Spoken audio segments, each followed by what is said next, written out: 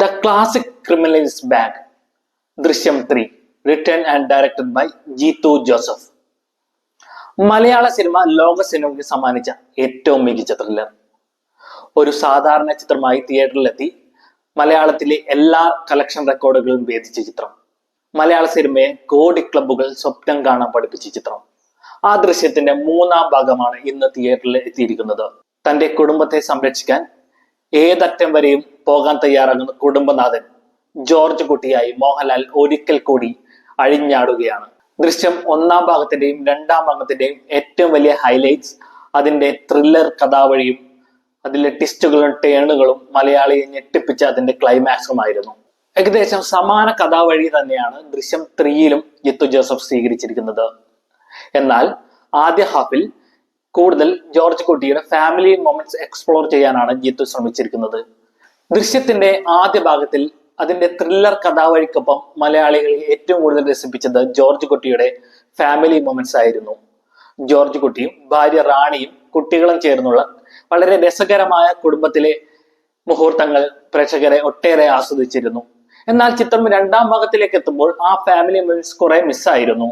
എന്നാൽ ദൃശ്യം മൂന്നാം ഭാഗത്തെത്തുമ്പോൾ ചിത്രത്തിന്റെ ആദ്യ പകുതിയിൽ രസകരമായ ഫാമിലി മുഹൂർത്തങ്ങൾക്ക് ജീത്തു ജോസഫ് ഇടം നൽകിയിട്ടുണ്ട്. ഈ പോർഷനിൽ മോഹൻലാലിന്റെയും മീനയുടെയും അഭിനയം വളരെ മികച്ചു നിൽക്കുന്നുണ്ട്. ചിത്രം രണ്ടാം പകുതിയിലേക്ക് എത്തുമ്പോൾ പൂർണ്ണമായും ത്രില്ലർ കഥാവഴിയിലേക്ക് കടക്കുന്നു.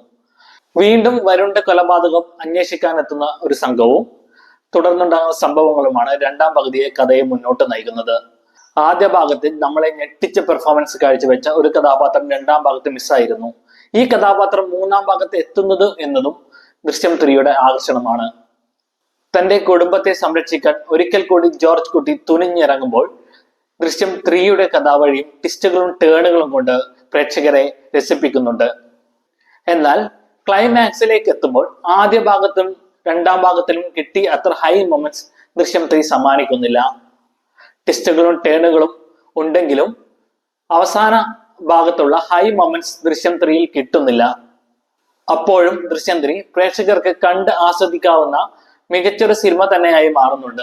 സാധാരണക്കാരനായ ജോർജ് കുട്ടിയുടെ ബ്രില്യൻസുകൾ ആദ്യ ഭാഗത്തും രണ്ടാം ഭാഗത്തും പ്രേക്ഷകരെ കൈയടിപ്പിച്ചെങ്കിലും മൂന്നാം ഭാഗത്തെത്തുമ്പോൾ ആ ബ്രില്യൻസുകൾ അല്പം കുറവാണ്.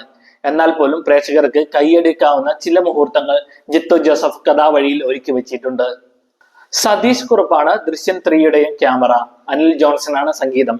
ക്യാമറയും സംഗീതവും ചിത്രത്തിന്റെ കഥാവഴിയോട് യോജിച്ച് തന്നെ നിൽക്കുന്നു.